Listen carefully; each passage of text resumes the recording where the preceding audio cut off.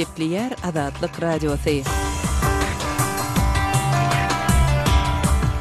Akşamınız hayırlı bolsun hormatly radio dinleyijiler. Şu gün 2016-njy ýylyň 18-nji ýanwary hepdeniň duşanbe güni. Habarlar gündeliginde Pragadaky studiýadan men Gödel Alparýaryn. Şu günki programmamyzda Iran ballistik raketa programmaty bilen baglylykda Birleşen Ştatlaryň girinden täze sanksiýalaryny ýadgaryp çykyş etdi. Onuň bellemegine görä bu sanksiýalaryň kanuny we ahlak legitimligi ýok. Bunun sebebi hem Washingtonyň orta günlerde beýleki ýurtlara ýarak satýanlygy. Türkmenistanda çilimiň satuwdan aýrylmagyna bir hepde golay wagt boldy.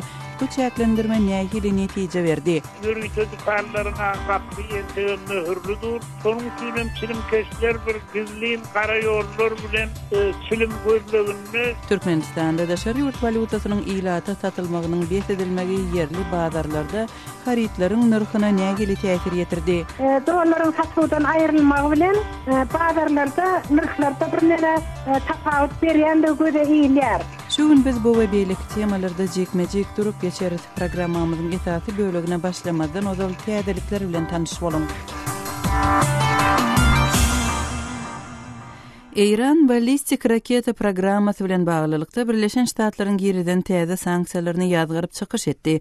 Tehran Birleşen Ştatlaryň sanksiýalarynyň kanun we ahlak taýdan hiç hili hakynyň ýokdugyny sebäbiniň özüniň ýakyn gündöri ýurtlaryna ýarak satýanlygyny 18-nji ýanwarda etdi. Washingtonyň we Ýewropa bileşiginiň Iran bilen geçen ýylda baglaşan alalaşygynyň esasynda Tehrana garşy ykdysady sanksiýalar aradan aýrylan günüň ertesi 17-nji ýanwarda Birleşen Ştatlar Iranyň ýadro programmasyna gatnaşygy bolan Iranly şirketlere hem şahsiýetlere garşy täze sanksiýalar girdi. Bu sanksiýalar Iranyň oktyabr we noýabr aýlarynda amalaşylan ballistik raketalarynyň synaglaryna jogap boldy. Birleşen Milletler Guramasynyň bilermenleri şol synaklaryň Birleşen Milletler Guramasynyň Howpsuzlyk Geňeşiniň Iranyň ýadro ýaraglary götermäge ukyply ýaraglary synamagyny gadagan edýän kararyny bozanlygyny aýdypdy. Gapma garşylykdaky Kafkaz ýurtlary Ermenistan we Azerbaýjan Irana garşy ýadro meselesi bilen bagly sanksiýalaryň aýrylmagyny makullap çykyş etdiler. Azerbaýjanyň Daşary işler ministrligi Iranyň ýadro programmasy boýunça halkara galalaşygynyň durmuşa geçirilmegi Bakunyň we Iranyň dostlukly goňşy halky bilen özara bähwetli partnerligi mundan beýlek göstermek üçin goşmaçy itergi berer diýilip 18-nji ýanwarda beýannamada bellendi. Ermenistanyň Daşary işler ministri Eduard Nalbadyan hem sanksiýalaryň ýatyrylmagyny goldady. Ermenistanyň dostlukly Iran bilen özara bähwetli hyzmatdaşlygy göstermäge ýykyn edýänligini ma'lum etdi. 16-njy ýanwarda Birleşen Milletler Guramasynyň ýadro boýunça edarasy Iranyň iýul aýynda gelinen alalaşykda beren wadalaryny berza edenligini we Birleşen Milletler Guramasy Birleşen Ştatlar hem Ýewropa bileşigi tarapyndan girdilen sanksiýalaryň ýatyrylýanlygyny eglan etdi. Birleşen Ştatlaryň 2016-njy ýylyň prezidentlik saýlawlarynda Demokratik Partiýasynyň dalaşgärleri bolmak üçin 3 kandidat 1 fevralda ses berişligini geçirilmeginden ozal soňky edek çekeleşi üçin duşuşdylar. Ýöňde barjy kandidat we Birleşen Ştatlaryň öňkü döwlet sekretary Hillary Clinton 17-nji ýanwarda esasy beýatçy senator Bernie Sanders bilen saglygy saklaýyş, ýaraga gözegçilik we ulumaliýa guramalary düzgünleşdirmek boýunça reformalaryň üstünde jedelleşdi. Clinton Ortiýadyň prezidenti Vladimir Putin bilen gatnaşygy barada özüne berilen sowaly bu gyzykly diýip jogap berdi. Clinton 2009-njy ýylda döwlet sekretary bolan döwründe Ortiýat bilen gatnaşyklaryň dikeldilmegini gorap çykyş etdi we munyň Moskwanyň hem Birleşen Ştatlaryň ýadro ýaragyna gözegçilik we Iranyň ýadro programmasy boýunça hyzmatdaşlygynyň netijesi bolanlygyny bellädi. Şeýle-de çekeleşiklere Maryland ştatynyň öňkü gubernatory Martin O'Malley hem gatnaşdy. Çiğ neftin Brent görünüşünün bahasy 18-nji ýanwarda 2003-nji ýyldan bäri iň pes derejesine düşüp her barel $28 durdy. Irana garşy sanksiýalaryň ýatyrylmagynyň global derejede neftin köpölmegine getirmegi baradaky howatyrlanmalar hem güýçlendi. Tehran çiğ neftin eksportyny günde 500.000 barel çenli artdyrmak planyny eglan edýärken neftin göçberiniň artmagy şu ýylyň başyndan bäri bahalaryň 25% petelmegine sebäp bolupdy. Qazaqstanyň milli puly teňi Amerikan dollary babatynda öz hümmetini yitirmekde täze bir derejä ýetdi. Merkezi Aziýanyň iň uly ykdysadyety dünýäde nebetiň bahasynyň pete gaçmagynyň we ortaýdäki ykdysady krizisiň täsirine garşy göreşmegini dowam etdirýär. 18-nji ýanwarda Qazaqstanyň maliýe bazarynda bir Amerikan dollary 372,58 teňe durdy. Bu görkeziji Qazaqstanyň milli pulunyň hümmetini saklamakdan edil çekip 2015-nji ýylyň awgust aýynda ony erkinlige goý bermeginden bäri iň pes derejedir. 2015-nji ýylyň ýanwar aýyndan bäri Qazaq teňesi öz hümmetiniň 80%-ni ýitirdi. Ermenistanyň Demirgazak Günbatar Gümeri şäherinde ermeni maşgalasyny öldürmekde aýplanan orsiýetli eskeriň suwdy dowam etdirildi. 19 ýaşly Valeri Permekowyň işine orsiýetiň Gümeri'däki harby bazasynda ermeni sudiýalar tarapyndan 18-nji ýanwarda seredilýär. Başda suwd dinlenşigi 18-nji dekabr berilendi, emma kanunçylygyň şertleri sebäpli ýa-da testirilipdi. 2015-nji ýylyň 10-njy ýanwarynda Gümeri'niň ýaşaýjylary, ýagny 6 agzaly maşgala öz öýünde öldürilipdi. Gepliyer Azatlyk Radiosu habarlar gündeligimizde başlaýarys. İran balistik raketa programmasy bilen baglylykda Birleşen Ştatlaryň girden täze sanksiýalaryny ýazgyryp çykyş etdi. Tehran Birleşen Ştatlaryň sanksiýa girizmäge kanun we ahlak taýdan hiç hili hakynyň ýokdugyny aýtdy we onuň özüniň hem ýakyn gündäwr ýurtlaryna ýarag satýanlygyny ma'lum etdi. Has çekmejek maglumatlary habarçymyz Arat Perwişden dinläli. Tehran Birleşen Ştatlaryň Iranyň balistik raketa programmasy sebäpli girden täze sanksiýalaryny tanqidleýär. Onuň bellemegine görä bu sanksiýalaryň kanuny we ahlak legitimligi ýok. Munyň sebäbi hem Washingtonyň Orta Günnäwärdäki beýleki ýurtlara ýarag satýanlygy. Tehran bilen gelinen ýadro alaşygy çägine Washington bilen Ýewropa bileşigi ykdysady sanksiýalary ýatyranlaryndan bir gün soň Birleşen Ştatlar 17-nji ýanwarda Iranyň raketa programmasy bilen baglanşykly kampaniýalaryň we şahslaryň garşysyna täze sanksiýalary girdendigini elan etdi. Amerikanyň Maliýet Ministerligi bir beýannamada sanksiýalaryň 5 İran raýatynyň şeýle hem Birleşen Arap Emirlikleri bilen Hataýda ýerleşýän bir näçe kampaniýanyň garşysyna girdilendigini bildirdi. Täze sanksiýalara sebäp bolan Iranyň oktyabr we noýabr aýlaryna balistik raketa boýunça geçiren synaglary. Birleşen Milletler Guramasynyň ekspertleriniň kesgitlemegine görä geçirilen synaglar bu guramanyň hawpsuzlyk Keňeşiniň 2010-njy ýylda çykaran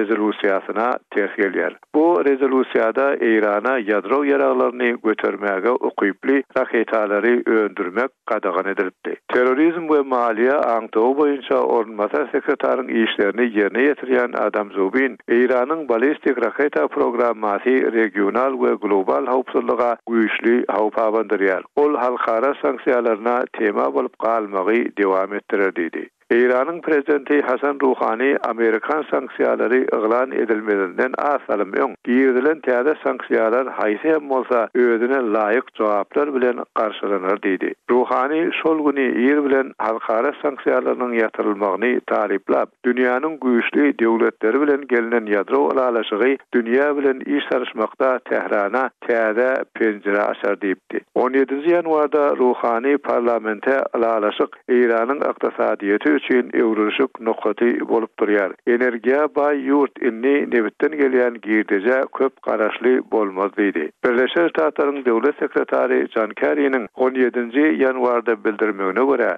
Washington bilen Tehran Iranyň 1979-njy ýylda bolan Islam rewolúsiýasyna doňdurulan $400 milyon puly baradäki jedelli meseleni hem bir ýüzle edipdirler. Amerikanyň Birleşen Ştatlary bu $400 milyon 1,3 milyard bähwit bilen Irana töler. 16-njy ýanwarda halkara atom energiýasy gullugy Iranyň ýul aýyna dünýäniň 6 güýçli döwleti bilen bolan alaşykda beren wagdalaryny ýerine ýetirendigini bildirdi. Şeýdip ýadro meselesi bilen baglanşykly sanksiýalaryň ýatyrylmagyna ýol açyldy. Washington Iranyň raketa synaglary gelinen ýadro alaşygyna degişli däl diýär.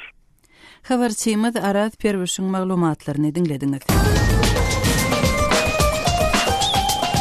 Azatlyk Radiosynyň täzeliklerini, makalalaryny, video ýazgylaryny we fotoseriýelerini Twitter we Facebook sosial ulanlaryndan hem iderlap bilersiňiz.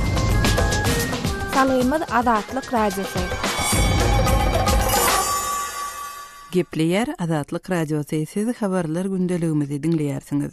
Geçen hepdäniň aýagynda Orsiýetin Gazprom kompaniýasynyň Türkmen gazyny satyn almagyny diňe bir besetmän ýa-da Türkmen gaz bilen arasyndaky şertnamany ýatyrynlygy hakynda maglumat peýda boldy. Türkmenistanyň Ýewit gaz kompleksiniň resmi websaýtynda 15-nji ýanwarda çap bolan maglumatda Türkmen gaz döwlet konserni Gazprom eksport karhanasynyň 2016-njy ýylyň 1-nji ýanwaryndan sowda satyk şertnamasyny möhletiniň bir taraplaýyn duruzyanlygy barada Türkmen gazy resmi suratda habarly etdi diýilýär.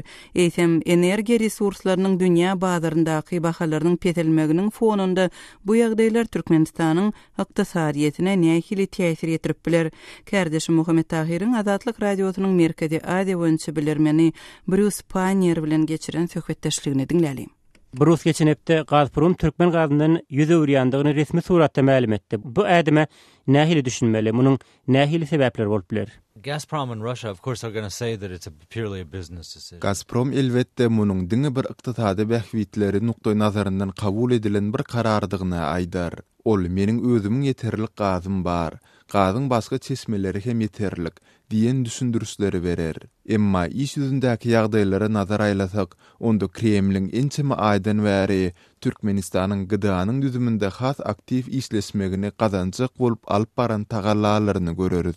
Rus resmiýetleri telimgedek Türkmenistanyň Owganistan bilen serhedindäki dartgyny ýagdaýlary gozgap, özüniň diňe bir özüniň hem däl tutuş gıda guramasynyň bu serhedi goramakda goldaw bermäge taýýardygyny nyktady.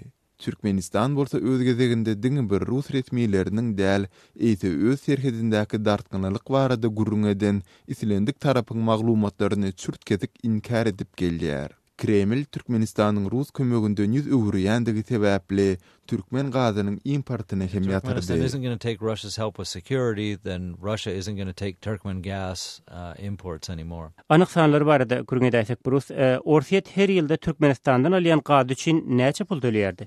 Well, it's less than $1 billion, which Bu $1 milyard dollaryň bäri ýanyndaky puldur. Bilsimiz ýaly soňky ýyllarda Russiýa Türkmenistandan 4 milyard kubometr gaz satyn almagy lalasypdy. Emma bar bolan maglumatlardan çen tutulsa, import edilen Türkmen gazynyň möçberi şol derejä hem ýetmändi. Dünýädäki energiýa serwisleriniň bahalarynyň pesilmegini hem göz öňünde tutsak, bu görkezijiniň 700 milyon töweregi dollara deň bolandygyny aýdyp bileriz. Eğerde Türkmenistan dürlü uğurlar boyunca gazyny aktaryan bolsa, onda bu onçoklu uly mesele hem bolmazdy. Emma bilsimiz ýaly häzirki wagtda Türkmen gazynyň iň uly müşterisi Hytaý bolup galýar. Her niçikde bolsa biz Pekiniň Türkmen gazy üçin Aşgabatda näçe pul berýändigini bilmeýäris. Sebäbi Türkmenistanyň Hytaýa uly milliardlarça dollar möçberinde bergisi bar. Häzirki Hytaýa aktarylan gaz hem Pekiniň gaz geçirjiginiň çekilmegine, gaz ýataklarynyň özleşdirilmegine sarp edilen pulunyň hasabyna gidýär. Netijede Hytaýyň Türkmen gazy üçin näçe töleýändigi, asla tölemeýändigi barada hem hiç zat aýdyp bolmaýar. Türkmenistan Eýrany hem belli bir möçberde gaz eksport edýär.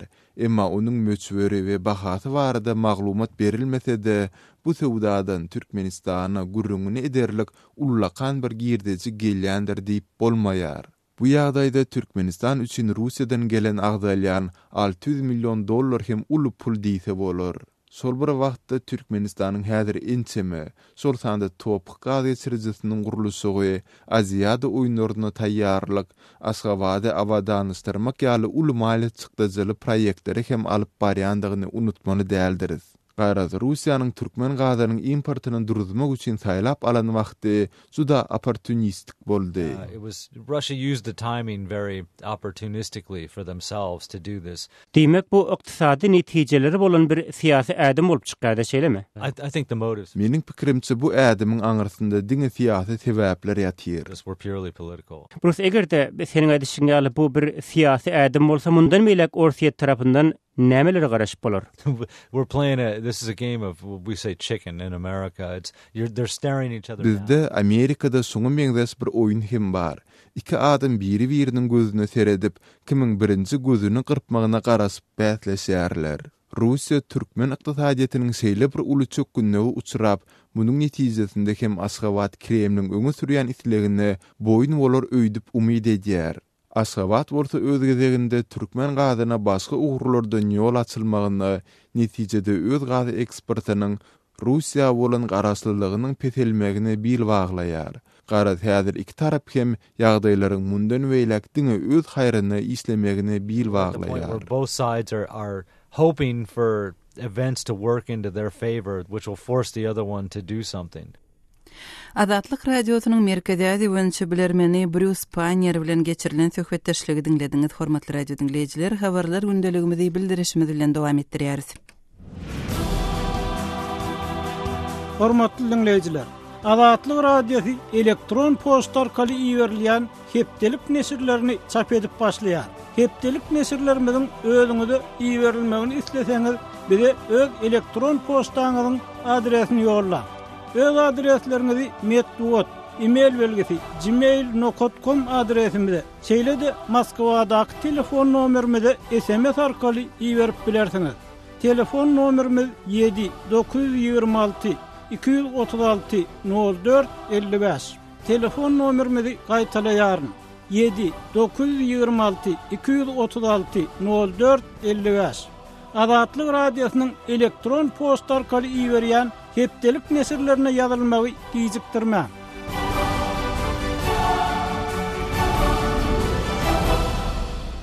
Gepleýär Azatlyk radiosu habarlar gündeligimizi dowam etdirýäris. Türkmenistanda çilimiň satuwdan aýrylmagyna bir hepde boldy. Bu çäre nähili netijeleri berdi. Şuňlar çilimkeşler näme edýärler? Kärdeşim Sahra bu sowallary Türkmenistanly ýa-da Aman Murat Bogaýewa berdi. Aman Murat ağa bilen geçirilen söhbetdeşligi dinläli.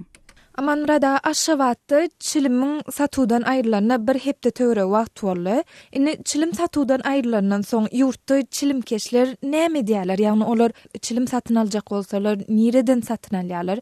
Paçapdy temmäki çilim sowdasyny diýen ýürüýse dukanlaryna gapy ente möhürlüdür. Şonuň üçin çilimkeşler bir gizlin gara ýollar bilen çilim gözlegini olar çilimi şeýle ýollar bilen esasan o diýen uly bolmadyk hususiýetlikdäki dukanlardan satyn alýarlar. Hem de şo dukanlardaky adamlar özleriniň ynamdar adamlaryna kimdir biriniň öýüne ýa-da öýüniň goloýunyna gizlin ýol bilen çilimi satýarlygyny aýdýarlar. Ine baryp şol adresden çilimi gizlin ýol bilen satyn alýarlar. Tähra Aman Murada indi gizlin ýollar bilen satylýan çilimiň bahasy näçe durýar? Ýagny çilim satuwdan aýrylmadan ozal çilimiň bahasy näçe edil häzirki wagtda şol gizlin ýollar bilen satylýan ýerlerde çilimiň bahasy näçe durýar? Ikisini deňeşdirip aýdyp beräýsiňiz. Häzirki wagtda çilimi dolu kutu görnüşinde satyn alýarlaryňa sany azaldy. Sebäbi kutu görnüşinde satylýan çilimleriň bahasy azyndan kespe gymmatlady. Onsoň çilimi bir näçe fan görnüşinde, meselem muktar görnüşinde satyn alýarlar. Öňde şeýle sowda bardy. Käbir dukanlarda ýa-da gizlin temmäk sowdasyny diýerlerdi. Onu bir çilim bir manada durýardy ortasy. Häzirki wagtda bir çilim 1 manat 50 tenge 2 manada durýar. Ine şeýlelikde olam öňkü çilime temmäk önümlerine gadagarlyk giýirilmeginden öňkü narhyny 50%-den 100% sebäp gymmatlady. Muktar bir sany 2 sany görnüşinde satylýan çilimden baha fakty urun edýär.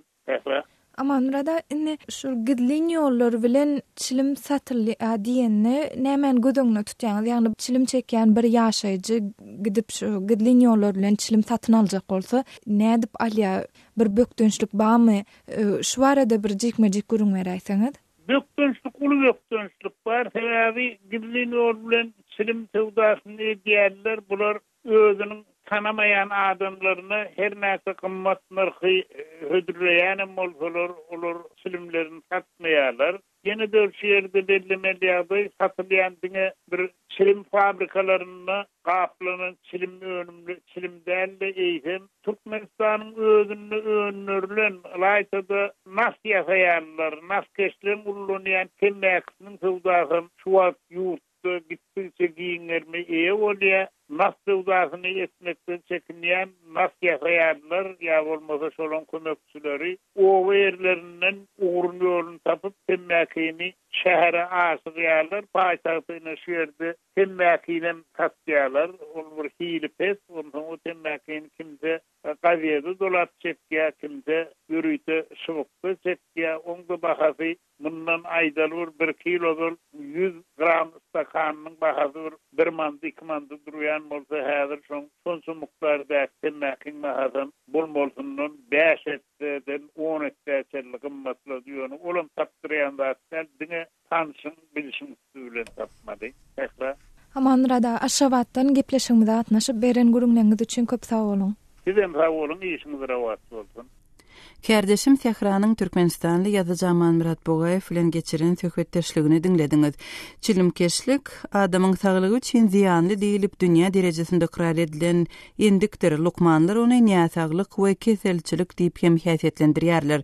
Çilimkeşlige garşy görüşde gadagançylyk çäreleriň diňe bir bolup durýar. Şol bir wagtda çilimden mahrum edilmeginiň adamyň bedenine we psihikasyna medisina nukty nazaryndan täsiri barmy? Bu arada Orsiýetli psiholog, psihologiýa boýunça ençime kitabyň awtory Olga Makhavskaya bilen geçirilen söhbetdeşligi dinläli. Olga, çilimden mahrum bolmaklyk çilimkeş üçin medisina nukty nazaryndan näme aňladýar? Munyň adamyň aňyna, bedenine ýetirýän täsiri barmy? Курение относится к таким химическим зависимостям. Вот тут Çilimkeşlik himiki garaşlygyň bir görnüşi bolup durýar. Bu garaşlyk hatda adamyň aňy psihologiýasy bilen bagly mesele däl, medisina bilen bagly mesele bolup durýar. Çilimkeşlikden saplanmak üçin temmekiniň öwüziniň ýuwaş-ýuwaşdan medisina serişdeleri bilen dolma arkaly amala aşyrylmaly. Sebäbi nikotin adamyň bedeninde ganynda ornaşan soň onuň birden kesilmegi beden üçin stres bolýar. Bu dürli keselleriň döremegine ýetirýär. Lukmanlar ençeme keseli çilimiň çürt kesik ýatyrylmagy bilen baglanşdyrýarlar. Они без основания, они связаны с резкой отменой курения. Bu ýerde haýsy keseller barada gurrungy diýär. Любой перерыв привычной активности Adamyň adata aktivligindäki islenlik ara kesme adamyň aşa tolgunmagyna ýetirýär. Ýagny çilimi taşlan adamyň rahatlanmagyna, onuň saglygynyň dikelip başlanmagyna derek, tersine çilim çekmek islegi diňe güýçlenýär. Adatça çilim çekmek çilimkeşiň esasy islegine öwrilýär we onuň beýleki meseleleri çözmek, işlemek ukyby gowşaýar. Udak wagt bäri ýa-da köp çilim çekýän çilimkeşler has köp ejir çekýärler. Olaryň çilimden mahrum bolmagy bedende fiziologiya taýdan sarsgyn döredýär. и резкая отмена, конечно, приводит к физиологическому шоку. Diýmek çilimkeşlik adamyň ilkinji nowatda aň psihikasyna degişlendik bolman, ol adamyň bedenindäki nähoşlyk bolup durýar şeýlemi? Психологическое это шлейф. Знаете, вот это трудно очень. Psihologik tarapy bu diňe netijesidir. Muňa çilimkeşiň özüne de düşünmek kyn bolýar. Oňa egerde çilimi ýene gaýdyp berseler, bardat qadalaşjak ýaly bolup görnýär. Adatça bu şeýle de bolýar. Çilim çekip bolan soň çilimkeşiň keýpi göterilýär. Ol özüne has gowy duýup başlaýar. Psihika taýdan çilimkeş çilimden mahrum bolanda, onuň ilkinji başdan geçiren esasy duýgulary aljyraňlyk, howatyrlanma bolup, bu ýagdaý bir näçe günläp hatda bir aýada çekip bilýär. Bu çilimkeşler üçin ören howply ýagdaýdyr. Aýratynam 45 ýaşdan uly adamlar üçin. Sebäbi 50 ýaşdan soň çilimi taşlamak adamyň bedenindäki guruluşy üýtgedýär. Lukmanlar rak, ýürek damar keselleriň dörmegi bilen ara baglanşygyň bardygyny aýdýarlar. Это одна из причин раковых заболеваний, инфарктов, инсультов. Siziň pikiriňizçe çilimkeşlige garşy görüşde medisinanyň roly nähili bolmaly? Такие вещи массовые, компании с таким медицинским эффектом. Adamyň saglygy bilen bagly köpçüliklerin kampaniýalary ähli taraplaryň çemeleşmeli. Bu ýerde çilimkeşlige garşy propagandadan başlap dermanlaryň eliterligi ýaly çäreler giň derejede alınıp barylmaly. Elektron çilimler, ýürite, kemputlar, plasterler we beýleki goşmaça serişdeler hem eliterli bolmaly. Lukmanlaryň kömegi eliterli bolmaly. Gadagançylyklaryň berjek netijesi babatynda aýdylanda, çilim çekmeýänler elbetde beýenerler. Bu adatça şeýle bolýar. Emma çilimkeşler çilim çekmek üçin has köp pul tölemäge razy bolarlar. Понятно, что сейчас эти люди готовы переплачивать большие деньги за то, чтобы там за одну затяжку. Psikolog Olga Makhavskaya bilen geçirilen söhbetdeşligi dinlediňiz. Türkmenistanda bir hepde bäri taklanýan resmi gadagançylyklaryň ýene biri türkmen manadynyň daşary ýurt valutalaryna çalşyrylmagyna degişli. Türkmenistanda pul çalşyk nokotlary işleýän hem bolsalar daşary ýurt valutasy ilata satylmaýar. Bu ýagdaý yerli bazarlardan haritlaryň narhlaryna nähili täsir ýetirdi. Kärdeşim Tehranyň Türkmenistandaky habarçymy Sultan Atçylowa bilen geçiren söhbetdeşligini dinläli. Sultan aýda Aşgabatyň valuta alyş-çalyş nokotlarynda dollaryň satuwdan aýrylaryna bir hepde çemes wagt boldy. Bu ýagdaý ýurtda daşary ýurtlardan getirilýän haritlaryň bahasyna möçürine täsir ýetirdimi? Hawa tehrasy dollaryň satuwdan aýrylmagy bilen bazarlarda, nirklarda bir nere tapawut berýändir göze iýilýär. Şu esasanam senagat haritlarynda bahalaryň gymmatlandygyny görse bolýar bazarlarda. Misal üçin, ýa-da altynasır sowda bazarynda kompýuter dikin masinalarynyň esasanam şolaryň has bahasy tapawut etýändigi göze iýilýär. Şolar egerde senagat haritlaryny şu dollar bilen satýan adamlara ýüzlenen wagtynda olar şu dollar bilen alsak bolsaň, dollar berseň öňkü bahasy diýip aýtýarlar. Misal üçin, bir markaly tikinmasin $3350 odalyp berilýän bolsa, häzirem şol $3350 berilýär şol. Ýöne manat hasabyna geçeninde şol odal 11600 manatlyk tikinmasini 15000 manat häzir bermeli. Egerde odal 15200 manata durýan dikinmasini häzir 17000 manata satýar diýip, şolar ýalyk dikinmasilerinde bahalaryň galandygy